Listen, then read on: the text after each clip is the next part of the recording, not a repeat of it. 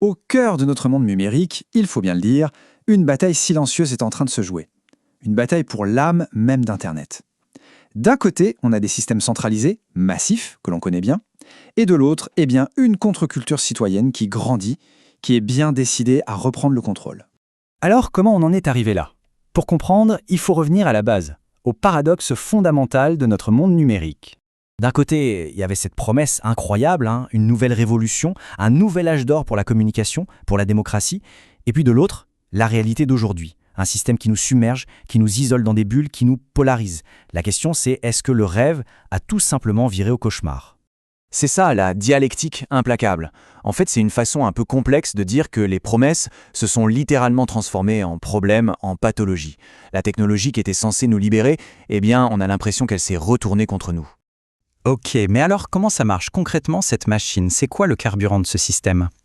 Et voilà, on y est. Le cœur du réacteur, c'est l'économie de l'attention. Ici, notre attention, notre temps de cerveau, ce n'est plus juste un passe-temps, c'est devenu une véritable monnaie. Chaque scroll, chaque like, chaque clic, c'est une petite ressource qu'on extrait de nous pour la monétiser. Et ce modèle, il alimente quelque chose d'encore plus grand que la chercheuse Shoshana Zuboff a appelé le capitalisme de surveillance. Là, le but, ce n'est même plus seulement de capter notre attention, non, c'est de prédire et surtout d'influencer nos comportements. C'est une toute nouvelle forme de pouvoir quasi invisible. Forcément, les conséquences, elles sont lourdes. On parle de surcharge cognitive, de bulles d'information, bien sûr, mais aussi d'un épuisement généralisé, d'un vrai burn-out numérique. Et peut-être pire encore, cette surveillance de tous les instants, elle crée ce qu'on appelle un effet dissuasif. C'est simple, par peur d'être observé, on finit par s'auto-censurer.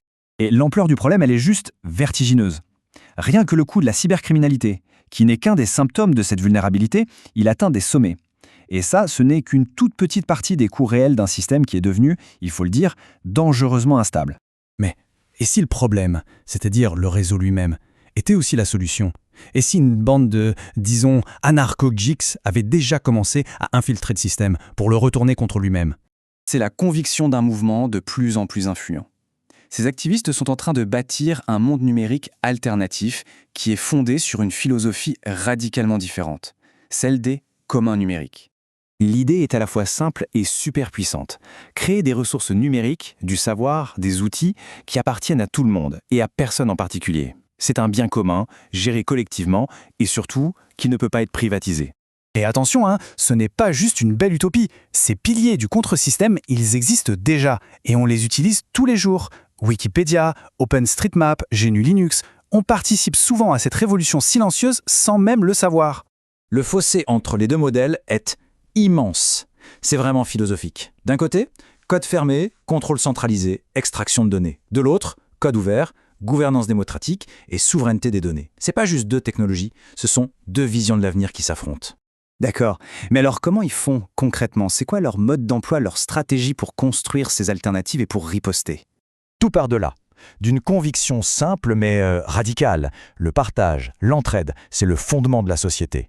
Et cette éthique, ils ne font pas que la prêcher, ils l'intègrent directement au cœur de la technologie, dans le code. Et leur tactique clé, elle est géniale, c'est d'utiliser les licences libres comme une sorte de virus bienveillant.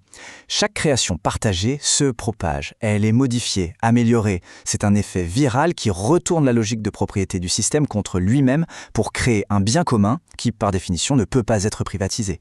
C'est du hacking au sens noble du terme. Et ça donne une véritable boîte à outils pour l'activiste 2.0. Ça va de la simple protection, la contre-surveillance, jusqu'à les actions plus spectaculaires comme l'activisme, et même jusqu'à la création de nouveaux modèles économiques où ce sont les travailleurs qui possèdent leur propre plateforme. Bon, mais alors, quels sont les vrais enjeux de cette bataille? Est-ce que ce mouvement peut vraiment changer la donne? Est-ce qu'on est en train d'assister à la fin d'une certaine histoire du numérique? Le chemin est loin d'être simple, évidemment. Il y a un énorme risque de cooptation, que le système absorbe le discours sans changer les pratiques. Et puis, il y a l'écart de ressources, qui est juste gigantesque face au big tech. Il faut être lucide, la lutte est complètement asymétrique. En fait, on est vraiment à un point de bascule, ce que certains appellent une bifurcation historique. La trajectoire de nos sociétés pourrait prendre des directions vraiment différentes. L'avenir n'est pas encore écrit. Alors la question finale, c'est celle-ci. Est-ce qu'on assiste juste à une petite révolte de niche, l'œuvre de quelques geeks un peu idéalistes, ou est-ce que c'est le début de quelque chose de beaucoup plus profond, l'émergence d'une nouvelle histoire, avec un H majuscule, une nouvelle façon d'organiser nos sociétés? La question, pour l'instant, reste ouverte.